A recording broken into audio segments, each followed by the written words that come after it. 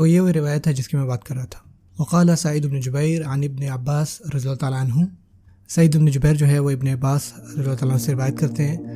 جاثم على قلب ابن آدم فإذا سہا وغفل وسوس.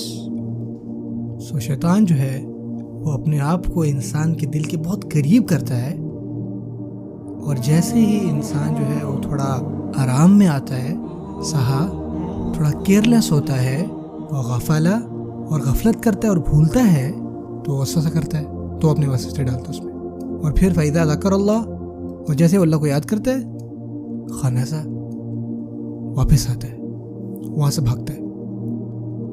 تو جیسے آپ اللہ کو یاد کرتے ہیں شیطان پیچھے جاتا ہے، اور جیسے ہی ذکر چھوڑ دیتے ہیں آپ، وہ واپس آتا ہے. وہ کبھی بھی ایسے دیکھتا ہے کہ اچھا میں تھک گیا ہوں، آج نہیں کرتے یار، خیر 1000 سالوں سے یہی کام ہو رہا ہے، بس آج میں چھٹی کرتا ہوں.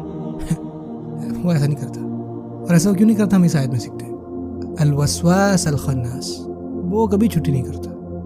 ایسا ہو سکتا ہے کہ آپ چھٹی کر لیں، وہ نہیں چھٹی کرے گا جب تک آپ بھولیں نا. وہ صحیح محنت کر رہے ہیں، ہم میں سے سب سے زیادہ محنت وہ کر رہے ہیں، تو ہمیں بھی اتنی محنت سے اسے لڑنا پڑے گا. یہ کوئی اہمی بات نہیں ہے. استعاذہ شیطان سے، اور وہ اپنے کام میں بڑا ماہر ہے.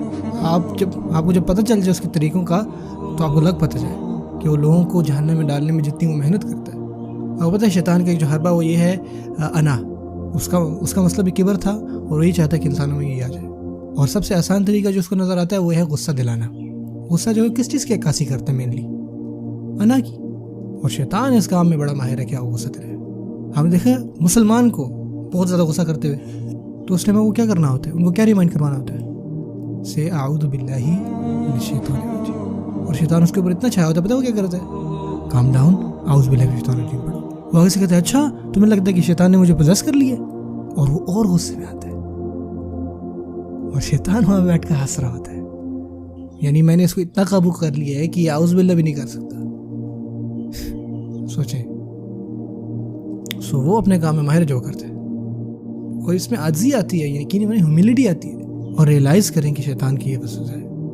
یہ میری سوچ نہیں تھی، مجھے اپنے آپ کو قابو کرنا ہے اور اللہ تعالیٰ کے سامنے ایک عاجز بندہ بننا ہے. اور اس چیز کا بھی ادراک کہ لوگوں کے اوپر غصہ کرنا، اس پہ میرا کوئی بھی حق نہیں ہے. اللہ تعالیٰ ہمیں اپنے غضب سے بچائے، اور وہی اصل میں القہار ہے.